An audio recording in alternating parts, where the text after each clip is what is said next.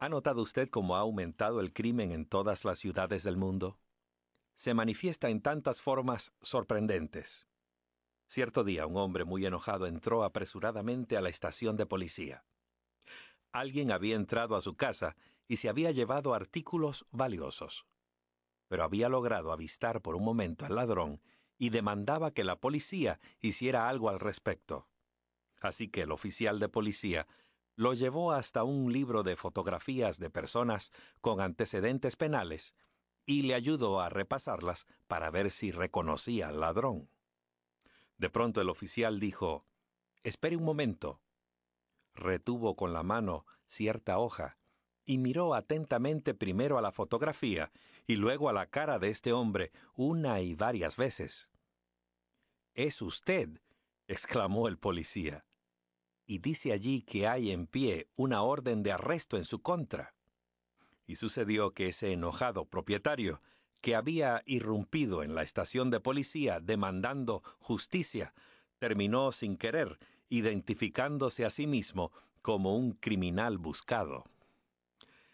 El crimen y la violencia están en todas partes, aun donde menos se espera. Están presentes en el lugar de trabajo, en las fábricas, en nuestras villas, pueblos y ciudades. En algunos países son muy frecuentes los disturbios, los levantamientos y robos.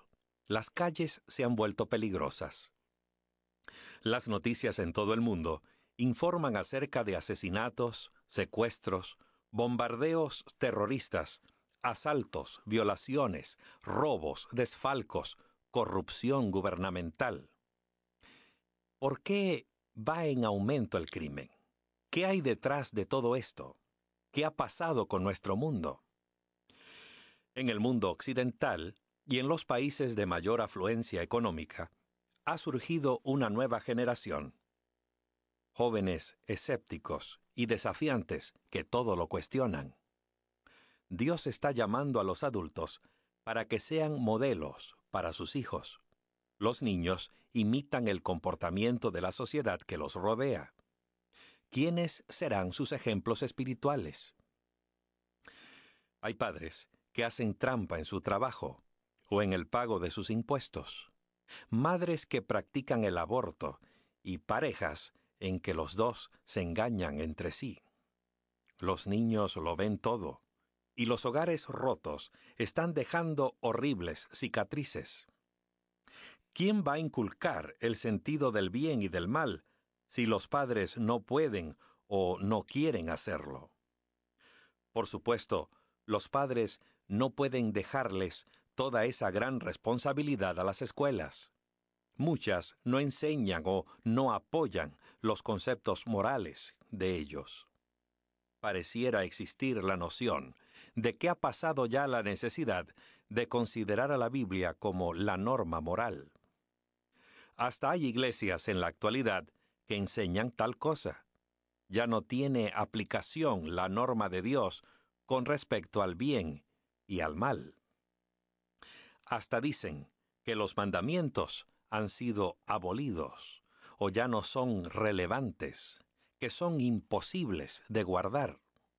Como resultado, muchas personas hacen lo que quieren y la sociedad está cosechando un abundante cúmulo de hogares quebrantados, de hijos fuera de control y de crímenes violentos. En palabras del profeta Oseas: «Porque han sembrado viento, cosecharán torbellino».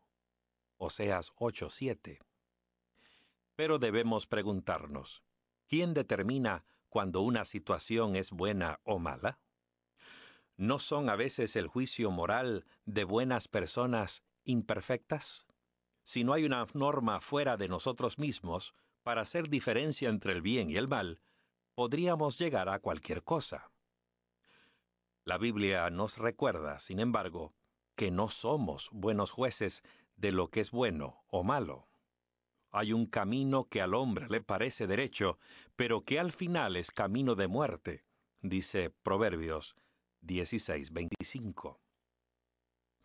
El apóstol Pablo predijo: «Porque vendrá el tiempo cuando no soportarán la sana doctrina, más bien teniendo comezón de oír, amontonarán para sí maestros conforme a sus propias pasiones, y a la vez que apartarán sus oídos de la verdad y se volverán a las fábulas.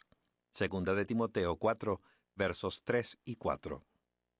Sí, aunque es triste reconocerlo, estamos descubriendo que no tenemos la libertad o el derecho de hacer a un lado las normas. Cuando se hace, surge el caos. Si se eliminaran todas las señales de tránsito, se provocaría el más completo caos en los caminos y carreteras.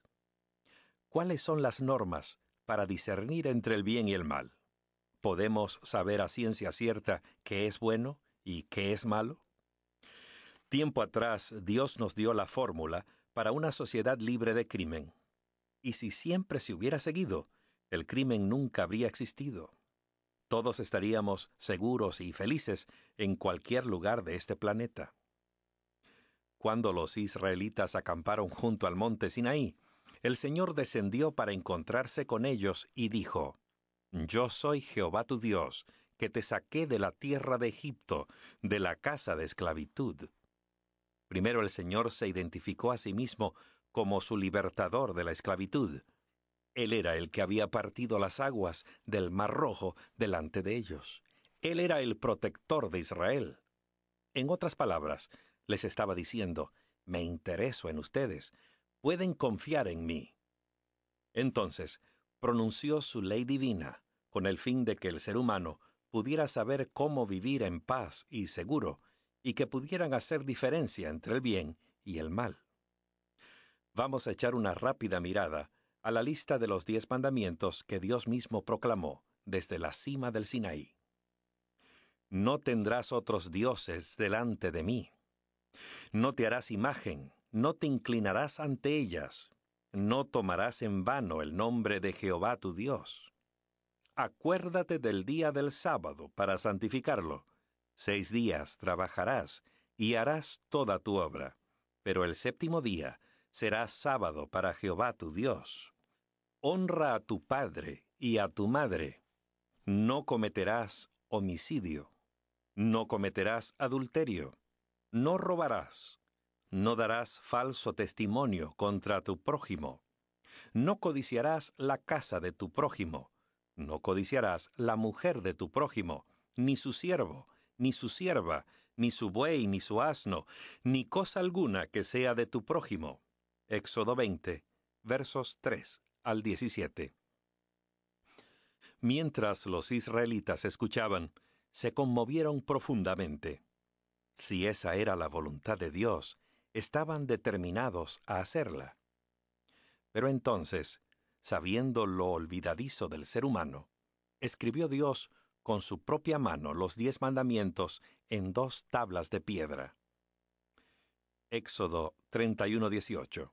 Y cuando acabó de hablar con él en el monte Sinaí, dio a Moisés 2 tablas del testimonio, tablas de piedra, escritas con el dedo de Dios. Aun cuando esta era la primera vez que Dios había dado su ley en forma escrita, existía desde la eternidad, mucho antes del Sinaí, y aún antes de Adán y Eva, la eterna e inmutable norma del bien ha sido la base del gobierno celestial de Dios. De hecho, aún los ángeles se gobernaban por los mandamientos de Dios. Se les dio la opción de seguir la ley de Dios o de ignorarla y rebelarse contra ella. Satanás y sus ángeles eligieron hacer su propia voluntad, hacer sus propias reglas, y se convirtieron en demonios. Y esta rebelión los llevó a su expulsión del cielo. La Biblia dice: «Estalló entonces una guerra en el cielo. Miguel y sus ángeles pelearon contra el dragón, y el dragón y sus ángeles pelearon, pero no prevalecieron, ni fue hallado más el lugar de ellos en el cielo. Y fue arrojado el gran dragón, la serpiente antigua, que se llama Diablo y Satanás, el cual engaña a todo el mundo. Fue arrojado a la tierra, y sus ángeles fueron arrojados junto con él». Apocalipsis 12, versos 7 al 9.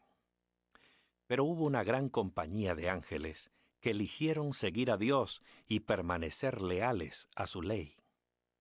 Bendecid a Jehová, vosotros sus poderosos ángeles, que ejecutáis su palabra, obedeciendo la voz de su palabra. Salmos 103, verso 20. Adán y Eva conocían la ley de Dios desde el Edén, porque sintieron vergüenza y culpabilidad después de haber pecado. Y cuando Caín se enojó porque Dios aceptó la ofrenda de Abel y no la suya, el Señor le preguntó: ¿por qué te has enfurecido? ¿Por qué ha decaído tu semblante? Si no haces lo bueno, el pecado está a la puerta y te seducirá. Génesis 4, versos 6 y 7. Seguramente la ley de Dios ya estaba en vigencia en ese tiempo, porque se nos dice que donde no hay ley, tampoco hay transgresión. Romanos 4, verso 15. El diccionario de la Real Academia Española dice que transgredir es quebrantar, violar un precepto, ley o estatuto. Abraham conocía y obedecía la ley de Dios mucho antes de que Dios la proclamara en el Sinaí. Dios dijo que iba a bendecir a Abraham y a su descendencia, porque Abraham obedeció mi voz y guardó mi ordenanza, mis mandamientos, mis estatutos y mis instrucciones. Génesis 26, verso 5. Por supuesto, mucho antes del Sinaí, la sensible conciencia de José enfrentó la tentación que le tendió la esposa de Potifar, diciendo: «Ninguna cosa se ha reservado sino a ti, porque eres su mujer. ¿Cómo pues haría yo esta gran maldad y pecaría contra Dios?» Génesis 39, verso 9. José sabía que el adulterio era un pecado. Conocía la norma divina respecto al bien y el mal. Había determinado firmemente no transgredir la santa ley de Dios. El pueblo de Israel había sido instruido en el servicio y obediencia a Dios, pero durante su cruel cautividad en Egipto se olvidó de la ley de Dios. Después del Éxodo y justamente unas cuantas semanas antes de que llegaran al Sinaí, el Señor reprendió a Moisés porque algunos israelitas estaban quebrantando su ley al tratar de recoger maná en ese día. Y Jehová dijo a Moisés: ¿hasta cuándo rehusaréis guardar mis mandamientos y mis instrucciones? Así reposó el pueblo el séptimo día. Éxodo 16, versos 28 y 30. Como puede verse, se reconocía el cuarto mandamiento antes del Sinaí. Ciertamente la ley de Dios es la norma eterna del bien del universo. ¿Por qué habría de sorprendernos que Dios tenga una ley que gobierna su reino? El apóstol Pablo escribió: «Porque Dios no es Dios de desorden». Primera de Corintios 14, 33. Pero hágase todo decentemente y con orden. Verso 40. No puede existir un gobierno sin leyes. Ninguna sociedad armoniosa, feliz y segura puede funcionar sin reglas. La naturaleza misma tiene leyes. Ni siquiera los niños pueden jugar sus juegos sin aplicar alguna regla. La Biblia dice: «Porque no son los oidores de la ley los que son justos delante de Dios, sino que los hacedores de la ley serán justificados». Romanos 2, verso 13. De hecho, no solo es importante conocer los mandamientos de Dios, debemos también observarlos. Jesús dijo: «Si me amáis, guardaréis mis mandamientos». Juan 14, verso 15. En efecto, Jesús, al citar textos del Antiguo Testamento, señaló que el amor es la base de la observancia de los mandamientos. Amarás al Señor tu Dios con todo tu corazón, y con toda tu alma, y con toda tu mente, dijo. Este es el grande y el primer mandamiento. Entonces dijo, y el segundo es semejante a él, amarás a tu prójimo como a ti mismo. De estos dos mandamientos depende toda la ley y los profetas. Mateo 22, versos 37 al 40.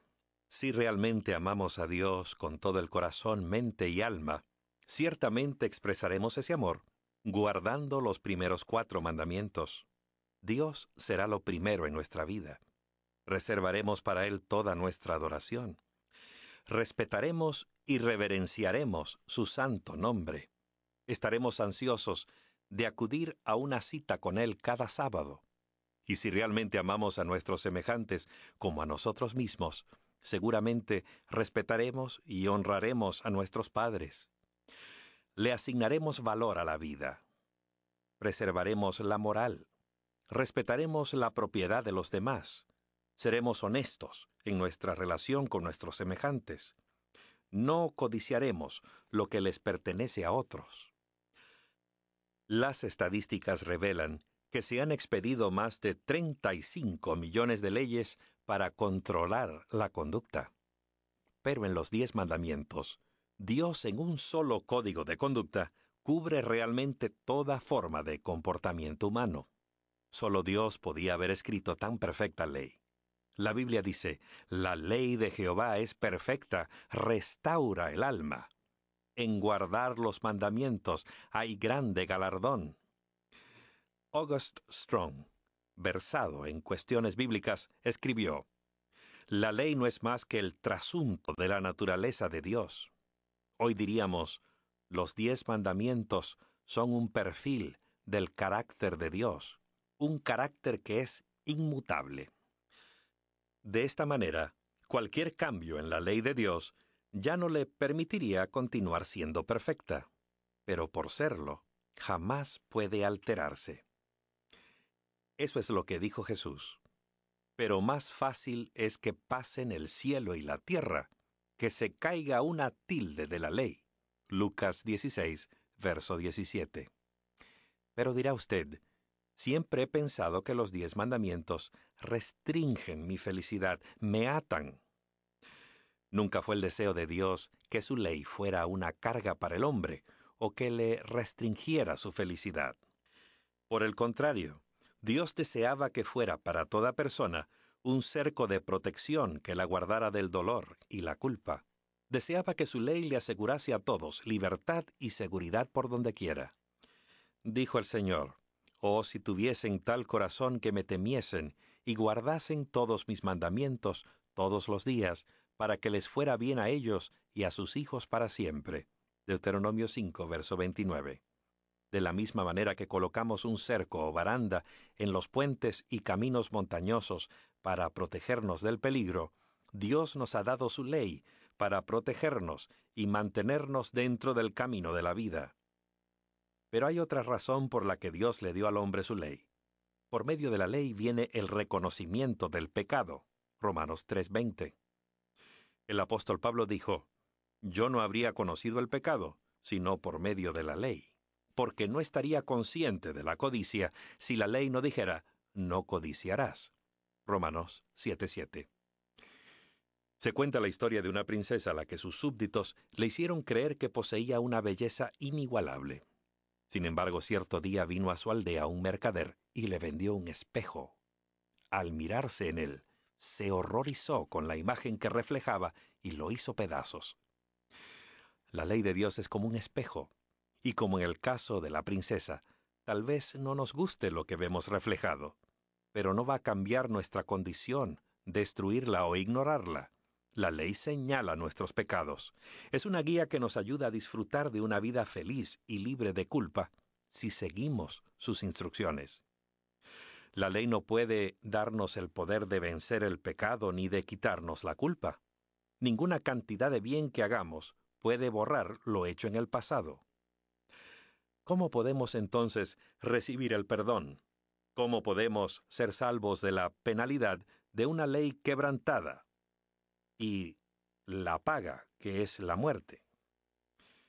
Dios colocó en las mismas puertas del Edén un recordativo gráfico de que la desobediencia trae consigo muerte, ya fuera para el desobediente o para el inocente sustituto.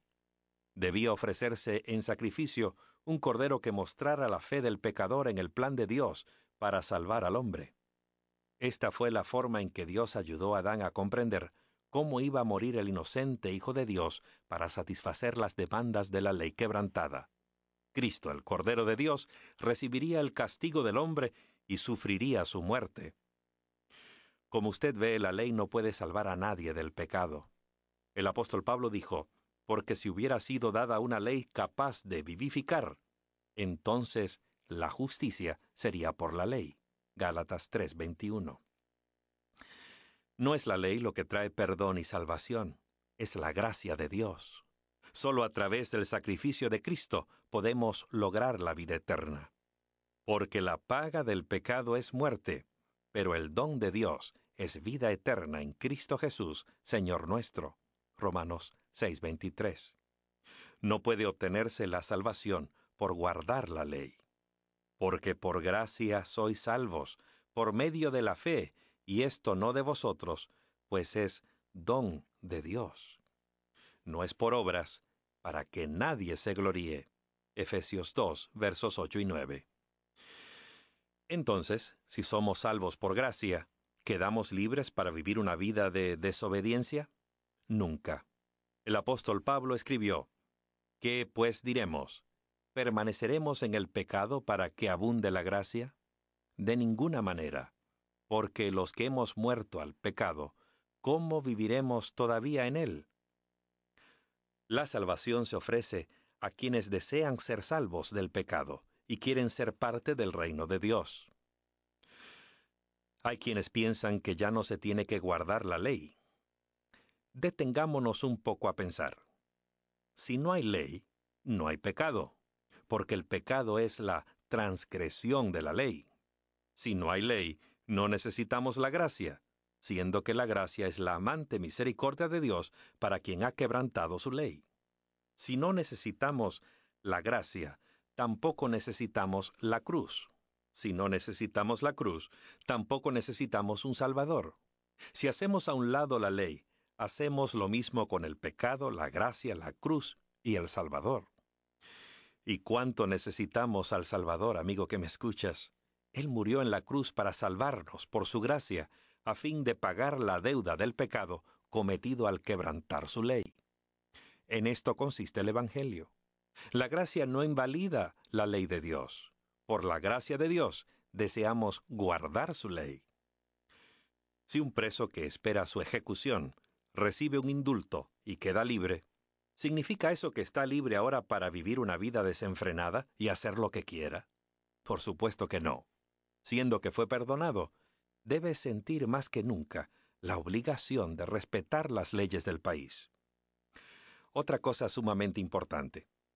La ley de Dios señala nuestros pecados y nos ayuda a sentir la necesidad de un Salvador. Al aceptar a Cristo como nuestro Salvador y Señor, Dios nos perdona y nos da el poder de guardar sus mandamientos según nos promete. Pondré mis leyes en la mente de ellos y en sus corazones las inscribiré. Hebreos 8, verso 10. Es muy fácil hacer algo que nos gusta, ¿verdad? Esta es la razón por la que el Señor les promete a aquellos que decidan seguirlo que escribirá su ley en su corazón y hará que sientan deleite en guardarla. Esta es la única forma como el hombre es capaz de obedecer y seguir a Dios. Fue por amor a su Padre como Cristo pudo guardar los mandamientos. Dijo Jesús, yo también he guardado los mandamientos de mi Padre y permanezco en su amor. Y Jesús nos pide que mostremos nuestro amor hacia Él guardando sus mandamientos. Si me amáis, guardaréis mis mandamientos. Juan 14, verso 15. La mayor demostración de amor y obediencia a la voluntad de Dios se hizo manifiesta una fría y oscura noche en un huerto, bajo un árbol de olivo. Gotas de sangre surcaban la faz de Jesús, el Hijo de Dios, mientras oraba. Padre mío, de ser posible, pase de mí esta copa, pero no sea como yo quiero, sino como tú. El destino de la raza humana pendía de un hilo. El mundo pecador iba a salvarse o a perderse para siempre. ¿Haría a un lado este joven Galileo su natural deseo de vivir y alcanzar sus logros humanos para morir en el Calvario? Él podía haber enjugado el sudor de su frente diciendo: que el pecador sufra la consecuencia de su propio pecado. O bien podía elegir ir a la cruz por nosotros. Y así lo hizo. Murió por nuestros pecados. Derramó su sangre a fin de que pudiéramos recibir el perdón. Murió la muerte que nos correspondía para que pudiéramos vivir eternamente con Él. Siendo que Jesús pagó el precio de nuestros pecados, podemos recibir perdón ahora mismo a través de su sacrificio. Aquella cruenta cruz sobre el monte llamado Calvario es un monumento eterno del precio que Dios estuvo dispuesto a pagar para satisfacer las demandas de la ley quebrantada y salvar al hombre culpable. Si la ley de Dios se hubiera podido abolir o cambiar, Jesús no habría necesitado morir. No hubiera sido necesario el Calvario. Pero a la vez, Dios no podía ignorar los pecados del hombre culpable. No podía cambiar su ley. Por eso el hombre necesitaba un Salvador. Y gracias a Dios por su amor al consentir en dar a su Hijo unigénito para morir como nuestro sustituto. Porque de tal manera amó Dios al mundo, que ha dado a su Hijo unigénito, para que todo aquel que en él cree no se pierda, mas tenga vida eterna. El libro de Apocalipsis describe a las personas que están listas para encontrarse con Jesús en su segunda venida e ir a vivir la eternidad con Él en la santa ciudad. Así es como Dios los describe. Aquí está la perseverancia de los santos, quienes guardan los mandamientos de Dios y la fe de Jesús. Apocalipsis 14:12. Y en el versículo 14 dice Dios: y miré y aquí una nube blanca, y sobre la nube estaba sentado uno semejante al Hijo del Hombre. Tenía en su cabeza una corona de oro, y en su mano una hoz afilada. Esta es una descripción de la venida del Señor para cegar la tierra. En la gran profecía que Jesús le dio al apóstol Juan, como se registra en el Apocalipsis, acerca de la historia de la Iglesia, se describe así al remanente de la última parte de la Iglesia de Dios en la tierra. Entonces el dragón se enfureció contra la mujer, y se fue para hacer guerra contra los demás descendientes de ellas, quienes guardan los mandamientos de Dios y tienen el testimonio de Jesucristo. Apocalipsis 12:17. Allí está, en el último libro de la Biblia. El pueblo de Dios ama tanto a su Creador y Redentor que desea hacer todo lo que Él le pida o desee. Quiere mostrarle su amor haciendo su voluntad. Reconoce que su voluntad está contenida en sus mandamientos. Su respuesta es obedecer a aquel que hizo tanto por salvarlo de sus pecados. Jesús nos espera con los brazos abiertos y nos dice: ven, sigue llamándonos, desea habilitarnos para poder vivir por Él. Desea lavar nuestros pecados. Todavía sigue invitándonos con voz de ruego. El que tiene sed, venga. El que quiere, tome del agua de vida gratuitamente. Un predicador visitó un hogar en los suburbios de una ciudad grande. La señora de la casa le dijo cortés, pero firmemente: no estoy interesada absolutamente en la Biblia o en el cristianismo, pero si desea volver una de estas noches, mi esposo estará muy interesado en aprender más acerca de eso. Me gustaría mucho que regresara a verlo. El predicador regresó el sábado de tarde. Como no era un día laboral, el esposo ese día había seguido su costumbre de pasar la tarde jugando apuestas con sus amigos en un hotel. Estaba muy conversador, pero bajo la influencia de la bebida, que hace que una persona hable mucho pero no diga nada. Tengo una Biblia, dijo el hombre.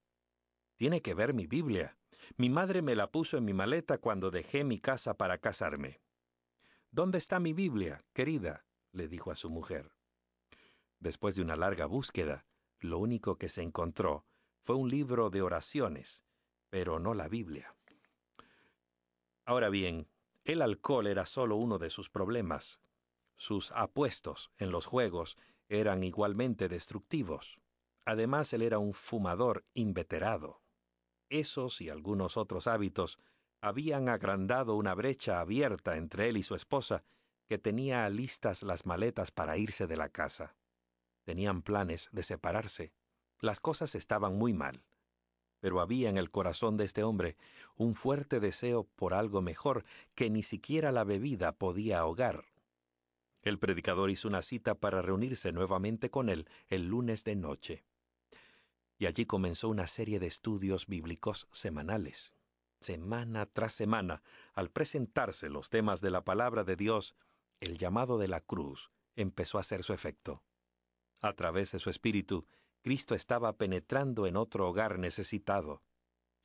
Cuán maravillosa fue la noche en que este hombre le dijo al predicador: «Mi esposa se va a retirar ahora. ¿Podríamos conversar un momento de hombre a hombre?» Entonces le contó en forma franca la triste historia de una vida que había comenzado bien. Había nacido en un hogar cristiano, pero había permitido que los impulsos de la juventud le hicieran perder el control.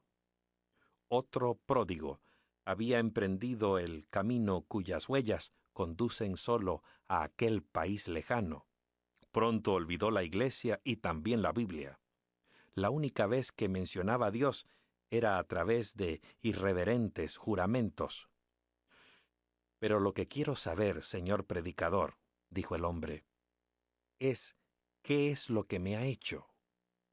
No he bebido una sola gota o apostado una sola vez en 4 semanas. No he maldecido o tomado el nombre de Dios en vano en todo este tiempo». Y al arrojar su cigarrillo, continuó diciendo: «Ya no me agradan los cigarros. Sé que estoy por abandonarlos». Pero hay todavía algo mucho más sorprendente. Mi esposa ha desempaquetado las maletas.